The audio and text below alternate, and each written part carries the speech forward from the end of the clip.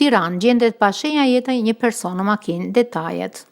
Gjendet pa shenja jete një person në Tiranë. Ngjarja ka ndodhur mbrëmjen e sotme rreth orës 18:20 në doganën e Vorrës.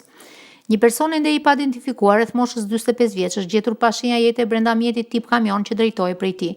Nga kqyrja paraprake nuk konstatohen shenja dhune, ku dyshohet se humbja e jetës ka ardhur si pasojë e një ataku kardiak.